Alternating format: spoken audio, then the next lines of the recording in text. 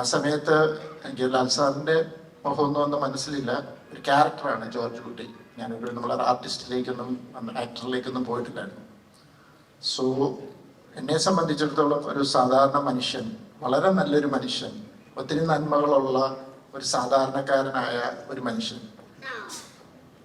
ലൈഫിലൊരു പോയിന്റിൽ ഫാമിലിയെ പ്രൊട്ടക്റ്റ് ചെയ്യാനായിട്ട് അയാൾ എടുക്കുന്ന ചില തീരുമാനങ്ങൾ, അയാളുടെ ഒരു ഐഡിയോളജിയോ അല്ലെങ്കിൽ എത്തിക്സിനൊക്കെ എഗനസ്റ്റ് ആയിട്ട് അയാൾക്ക് പ്രവർത്തിക്കേണ്ടി വന്നു. പക്ഷേ അയാളുടെ കാഴ്ചപ്പാടിൽ അയാൾ ചെയ്യുന്നത് ശരിയാണ്. സിനിമയിലെ ഡയലോഗ് പറയുന്ന പോലെ, എൻ്റെ ശരികൾക്ക് വേണ്ടി ഞാൻ എന്തും ചെയ്യും, എൻ്റെ ഫാമിലിയെ പ്രൊട്ടക്റ്റ് ചെയ്യാൻ ഞാൻ എന്തും ചെയ്യും എന്ന് പറഞ്ഞ് അദ്ദേഹം ഒത്തിരി ശരിയാ നിയമവിരുദ്ധമായ പല കാര്യങ്ങൾ ചെയ്യുന്നുണ്ട്. പക്ഷെ അതിൻ്റെ പിന്നെ നമ്മൾ പറയല്ലേ,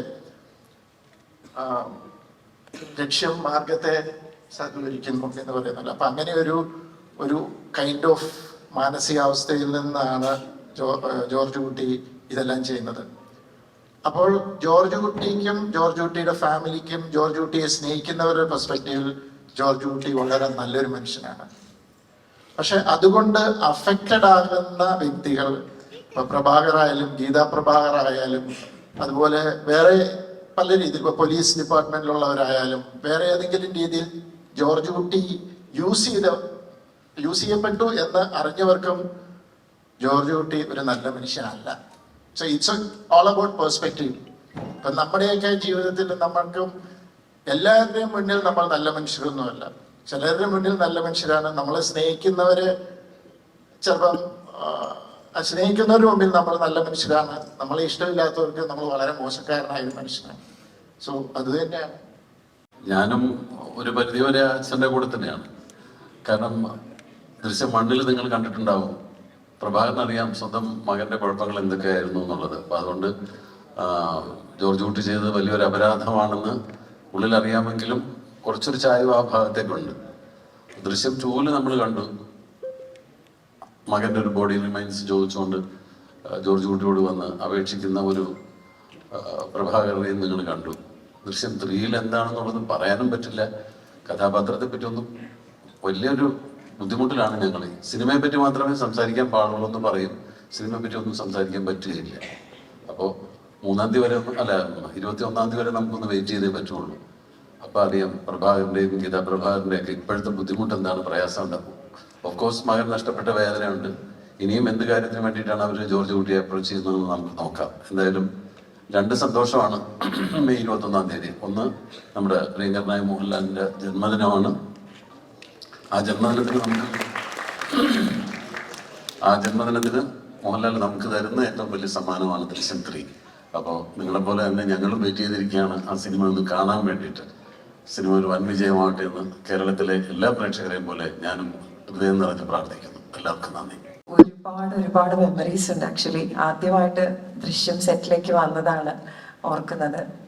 കൈകാലൊക്കെ വരച്ച് എങ്ങനെയാണ് പോലീസ് വേഷം ഇടുന്നതെന്നൊക്കെ ആലോചിച്ച് ആ ഒരു നിമിഷമാണ് ഇപ്പൊ ആലോചിക്കുന്നത്. ഇപ്പൊ 13 വർഷങ്ങൾ കഴിഞ്ഞു.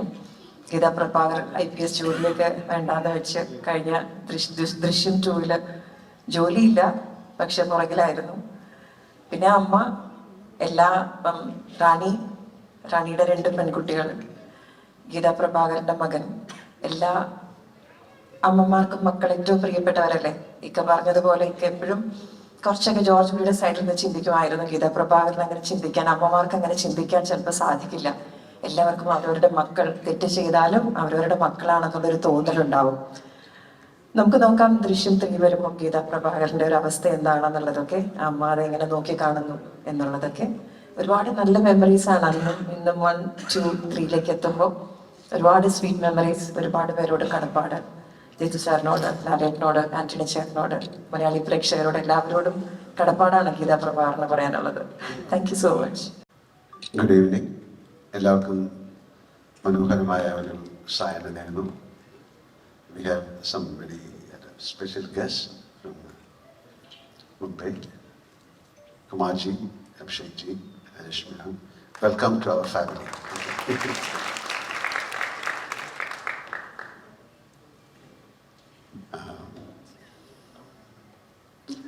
ജോർജ് കുട്ടി എന്ത് പറയുന്നുള്ളതാണോ അതോ ജോർജ് കുട്ടിയുടെ ഏറ്റവും വലിയ ഫിയർ ജോർജ് കുട്ടിയോടാണ് ചോദ്യം. ലാൽ സാറിനെ ഞങ്ങൾ കുറച്ച് കഴിഞ്ഞ ഓഡിയൻസിന് പ്രസന്റ് ചെയ്യാനിരിക്കുകയാണ്. ഇപ്പൊ നിൽക്കുന്നത് ജോർജ് കുട്ടിയാണ്.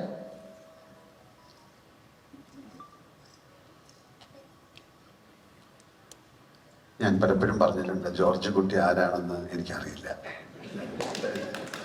വളരെ അത്യപൂർവമായിട്ട് സംഭവിക്കുന്ന കാര്യമാണ്. നമ്മൾ സിനിമ ചെയ്യുമ്പോൾ ഒരു ക്യാരക്ടർ ചെയ്യുമ്പോൾ നമുക്ക് കുറച്ച് കഴിഞ്ഞ് അത് മനസ്സിലാവും.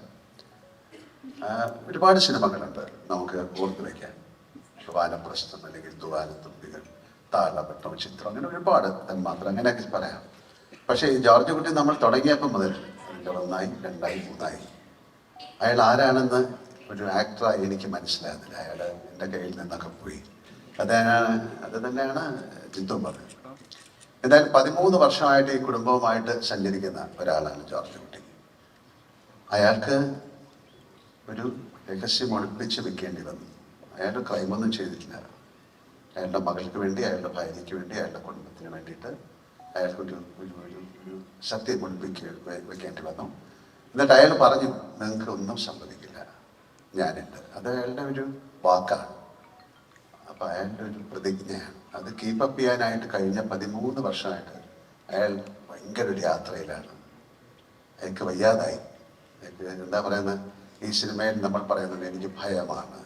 ജോർജ് കുട്ടി അങ്ങനെ ഭയമില്ലാത്ത ആളൊന്നുമില്ല. എവറി മോമെന്റ് അയാൾക്ക് പേടിയാണ്. എന്തുകൊണ്ടാണ്? അയാളെ പറ്റിയല്ല, അയാളുടെ കുടുംബത്തെ പറ്റി. അപ്പോൾ കുറച്ചുകൂടെ നമ്മൾ ഏജായി. ജോർജ് കുട്ടിക്ക് 13 വർഷങ്ങൾ കഴിഞ്ഞു. അവരുടെ കുട്ടികളൊക്കെ വലുതായി. അവരെ പല ചോദ്യങ്ങൾക്കും അയാൾ ആൻസർ ചെയ്യേണ്ടി വരും. സിനിമയിൽ അങ്ങനെ ഉണ്ട്. അയാളുടെ ഭാര്യയുടെ ചോദ്യങ്ങൾക്ക് അവരുടെ മുന്നിലൊന്നും അദ്ദേഹത്തിന് യഥാർത്ഥ വികാരങ്ങൾ പ്രകടിപ്പിക്കാൻ പറ്റില്ല. ആ ഫാമിലിയുടെ മുമ്പിൽ മാത്രമല്ല, ആ ആൾക്കാരുടെ ആരുടെ മുമ്പിൽ എന്താണ് തൻ്റെ മനസ്സിലുള്ളതെന്ന് പ്രകടിപ്പിക്കാൻ പറ്റാത്ത ഒരാളായി മാറി ജോർജ് കുട്ടി. സിനിമയിൽ പോലും അയാൾ നേരെ ഓപ്പോസിറ്റ് റിയാക്ഷൻസ് ആണ് ചെയ്യുന്നത്. വളരെ സന്തോഷിക്കേണ്ട സമയത്ത് അയാൾ മനസ്സിൽ സങ്കടപ്പെടുന്നതായിരിക്കും, പക്ഷെ സങ്കടപ്പെടുന്ന കാണിക്കാതെ സന്തോഷം തുടങ്ങിയിരിക്കുന്നത്. അപ്പം അത്രയും ഒരു കോംപ്ലക്സിറ്റി ഉള്ള ആളാണ്. അപ്പം ഞാൻ അദ്ദേഹത്തെ ഈ സിനിമയുടെ കാര്യങ്ങളൊക്കെ പറഞ്ഞപ്പോഴത്തേക്ക് നമ്മൾ ഒരു ആക്ടർ എന്നുള്ള രീതിയിൽ ഞാൻ മനസ്സിലാക്കുന്ന അയാൾക്കൊരു സ്പിരിച്വാലിറ്റിയിലേക്കോ ഒരു ഫിലോസഫിക്കൽ തലത്തിലോട്ടൊക്കെ ജോർജ് കുട്ടി നടക്കേണ്ട സമയമാണ്. കാര്യം ഗിൽറ്റ് എന്ന് പറയുന്നത് ഞാൻ പറഞ്ഞിട്ടുണ്ട്, ഇറ്റ്സ് ലൈക്ക് ഹെൽ എന്നാണ്. ഒരു നരക തുല്യമാണ് ഇത് കൊണ്ട് നടക്കുക എന്ന് പറയുന്നത്. അപ്പം ഇത് എവിടെയെങ്കിലും അയാൾക്ക് ഇറക്കി വെക്കണം, അതിനാരുമില്ല, അയാൾ തനിച്ചാണ്. അപ്പം അതുകൊണ്ടാണ് ഈ സിനിമയിൽ ഒരു പക്ഷേ നിങ്ങൾക്ക് കാണാം അയാൾ ചർച്ചിലൊക്കെ പോയി പ്രാർത്ഥിക്കുന്നുണ്ട്. പക്ഷെ എന്താണ് പ്രാർത്ഥിച്ചതെന്ന് എനിക്കറിയില്ല. നമ്മൾ ആ ഡയലോഗ് ആയിരിക്കും പറഞ്ഞിരിക്കുന്നത്, പക്ഷെ അയാളുടെ മനസ്സിൽ എന്താണ്, അല്ലെങ്കിൽ ഈ സിനിമയുടെ ഒരു ക്ലൈമാക്സ് ഉണ്ട്. ഈ സിനിമയ്ക്ക് ഒരു ക്ലൈമാക്സ് ഉണ്ട്. ആ ക്ലൈമാക്സിൽ അയാൾ പല കാര്യങ്ങൾ ചെയ്തിട്ടുണ്ടാകാം. അയാൾ ചെയ്തത് എന്തിനു വേണ്ടിയാണ്, അതോ ഇനിയും അയാൾ എന്തെങ്കിലും ചെയ്യാൻ പോകുന്നു? പിന്നെ ഈ സിനിമയിൽ വളരെ പ്രത്യേകതയുള്ളത്, ഇത് 2 ഫാമിലീസിൻ്റെ കഥയാണ്. ഇത് പറഞ്ഞു, 2 അമ്മമാരുടെ കഥയാണ്, 2 അച്ഛന്മാരുടെ കഥയാണ്, 2 കുട്ടികളുടെ കഥയാണ്.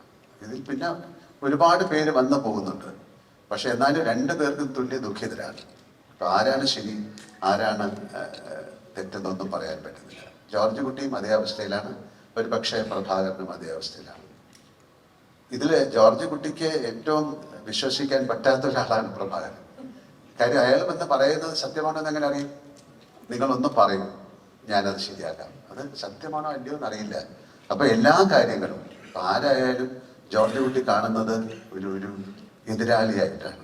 അപ്പൊ അതിന് ഇങ്ങനെ അത് കൊണ്ട് നടക്കാമെന്നൊക്കെ പറയുന്ന ഒരു ചിന്തയിലാണ്. അപ്പൊ ഭയങ്കരമായ ഭാരം മനസ്സിലേറി ഷോൾഡർ ചെയ്ത് നടക്കുന്ന ഒരാളാണ് ജോർജ് കുട്ടി. ഞാൻ പല പ്രാവശ്യം പറഞ്ഞു, ജോർജ് കുട്ടി ഒന്ന് രക്ഷിക്കും. പക്ഷെ ഇനിയും രക്ഷപ്പെടുത്തിയിട്ടില്ല.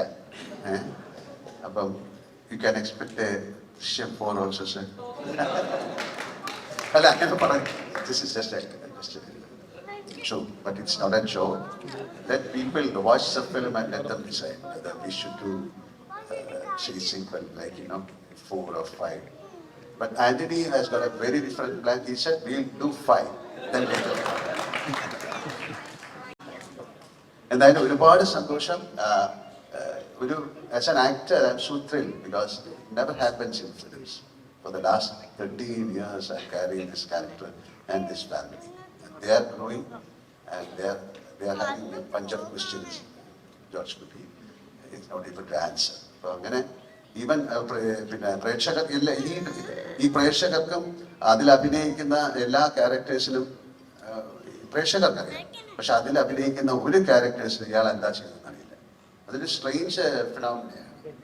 പ്രേക്ഷകർക്കറിയാം, അതിലെ പോലീസിനറിയാം, കുറച്ച് പേർക്കൊക്കെ അറിയാം ഇയാൾ എന്തോ ചെയ്തിരിക്കുന്നത്, ഡൺ സംതിങ്. ബട്ട് എന്താണെന്നുള്ളത് ആർക്കും അറിയില്ല, ആ ഫാമിലിക്ക് അറിയില്ല. അപ്പൊ ഇതുകൊണ്ട് ഇയാൾക്ക് ഈ വെയിറ്റ് താങ്ങി നടക്കാനുള്ള ശക്തി ഇല്ലാതെ. അപ്പൊ അതുകൊണ്ടാണ് ഈ സിനിമയിൽ പറയുന്നത്, ഇത് എനിക്ക് ഒരാളുണ്ട്, ഒരുപാട് എതിരാളികളുണ്ട്, എനിക്ക് ഭയമാണ്. അങ്ങനെ ഒരു സിനിമയിലെ ഹീറോ എനിക്ക് പേടിയാണെന്ന് പറയാൻ ഒരിക്കലും ഇങ്ങനെ ഒരു കഥാപാത്രത്തെ ഉണ്ടാക്കാൻ വളരെ പ്രയാസമാണ്. പക്ഷെ അയാള് സത്യമാണ് പറഞ്ഞത്. നിങ്ങൾ നേരത്തെ ചോദിച്ചു ജോർജ് കുട്ടി നല്ല മനുഷ്യനാണ്, അയാൾ നല്ല മനുഷ്യനാണ്. ഈ നമ്മളുടെ ഒരുപാട് സിനിമകൾ നിർമ്മിക്കുകയും റിലീസ് ചെയ്യുകയും ചെയ്തത് പോലെ റിലീസ് ഡേറ്റ് തീരുമാനിക്കുന്നതിനകത്തും ഈ സിനിമയിൽ ഒരു സാധാരണത്തിൽ അല്ലാത്ത പോലെ ഒരു പ്രത്യേകതയുണ്ട്.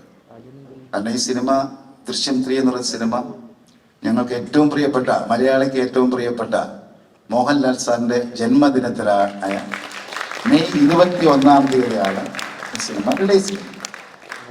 അപ്പോൾ ആ മെയ് 21-ാം തീയതി ആ സിനിമ കാണാൻ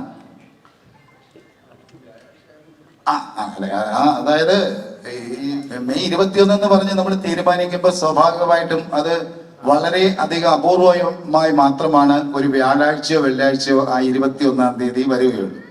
ദൈവാനുഗ്രഹം കൊണ്ട് ദൃശ്യം 3 എന്ന് പറയുന്ന സിനിമ റിലീസ് ചെയ്യുന്നത് ഭാഗ്യത്തിന് മെയ് 21-ാം തീയതി ഒരു വ്യാഴാഴ്ചയായി. ആ വ്യാഴാഴ്ച ആയതുകൊണ്ടാണ് ഈ സിനിമ മെയ് മാസം 21-ാം തീയതി വ്യാഴാഴ്ച റിലീസ് ചെയ്യാൻ നമുക്ക് ഭാഗ്യമുണ്ടായത്. ലാൽ സാറിന്റെ ബർത്ത്ഡേക്ക് ആ ദിവസമായതുകൊണ്ടാണ് ആ ഭാഗ്യമുണ്ടായത്. ആ ദിവസം മോഹൻലാൽ സാർ ചില പടങ്ങൾ കേരളത്തിലെ തിയേറ്ററുകളിൽ റിലീസിന് കാണാൻ വന്നിട്ടുണ്ട്. അപ്പോൾ നമ്മളുടെ ഒരു മലയാളിയുടെ എല്ലാവരുടെയും ഒരു പ്രത്യേക ഒരു സന്തോഷ ദിവസമായതുകൊണ്ട് ആ ദിവസം എന്തായാലും നമ്മൾ സിനിമയ്ക്ക് പോകണമെന്ന് ലാൽ സാറിനടുത്ത് പറഞ്ഞപ്പോൾ ലാൽ സാർ പറഞ്ഞു മെയ് 21-ാം തീയതി സിനിമ കാണാൻ തിയേറ്ററിൽ വരാമെന്ന് സമ്മതിച്ചു. ആ സമ്മതവുമായി ബന്ധപ്പെട്ട് ലാൽ സാറിന് ഇന്ന് ഒരു ടിക്കറ്റ് ലാൽ സാർ ഇവിടെ വെച്ച് എടുക്കുകയാണ്. അപ്പൊ ഈ സന്തോഷം നമ്മൾ പറഞ്ഞു കഴിഞ്ഞപ്പോ നമ്മുടെ കുടുംബത്തിലെ മെമ്പറായ മീന മാം പറഞ്ഞു, ഞാൻ മദ്രാസിൽ നിന്ന് തലേ ദിവസം വരും, എന്നിട്ട് അതായത് ഞാനും ആ കൂട്ടത്തിൽ ഇരുന്ന് നമുക്ക് ഒന്നിച്ചിരുന്ന് സിനിമ കാണാമെന്ന് പറഞ്ഞു. അപ്പൊ മീന മാമിന് ഈ സ്ഥലത്ത് ക്ഷണിക്കുകയാണ്. അതെല്ലാവരും കാണാൻ വേണ്ടിയിരിക്കുകയാണ്. അത് നമ്മള് എല്ലാവരും ഇതിനകത്ത് ഉണ്ടാകും. വലിയ സന്തോഷം. ആദ്യമായിട്ടാണ് ഒരു ടിക്കറ്റ് എടുത്ത് സിനിമ കാണാം. പണ്ടൊക്കെ സിനിമയുടെ ടിക്കറ്റ് എടുത്ത് സിനിമയ്ക്ക് പോകേണ്ട സമയമാകുമ്പോഴത്തേക്ക് ഞാൻ സിനിമയിലായിപ്പോയി. 17 വയസ്സിൽ സിനിമയിൽ വന്ന ആളാണ്. എന്തായാലും വളരെ സന്തോഷം. 2 ടിക്കറ്റേ ഉള്ള നമുക്ക് എത്ര പേര് വേണേലും കൊണ്ടുവരാം. Thank you so much. ഇങ്ങനെ ഒരു തോട്ടിന് വലിയ സന്തോഷം. എനിക്ക് എന്തെങ്കിലും പറയണം? അല്ല, ഞാൻ ഇതുവരെ ഏത് സിനിമയും ഫസ്റ്റ് ഡേ ഫസ്റ്റ് ഷോ കണ്ടിട്ടില്ല. സോ ആദ്യമായിട്ട് എൻ്റെ cinema first day first show കാണാൻ പോകുന്നത് എനിക്ക് വളരെ വളരെ എക്സൈറ്റിംഗ് ആയിട്ടുണ്ട്. Thank you Antony and thank you ലാലേട്ട. Thank you so much for this opportunity. Thank you. ലാലേട്ട രണ്ടുപേരും കൂടി അല്ല ഒരു ചെറിയ റിക്വസ്റ്റ് അങ്ങോട്ടുണ്ട്. കാര്യം ഞാൻ മാത്രമായിട്ട് ഇരുന്ന സിനിമ കാണല്ല, ഈ സിനിമയ്ക്ക് വേണ്ടി കാത്തിരിക്കുന്ന ലക്ഷക്കണക്കിന് ആളുകളുണ്ട്. അവരുടെ റെപ്രസെന്റേറ്റീവ് ആയിട്ട് 2 പേരെയും കൂടെ നമ്മുടെ ഫാൻസ്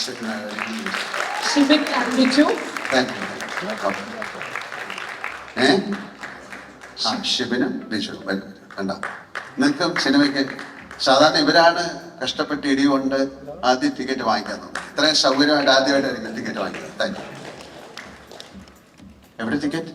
ഓക്കെ.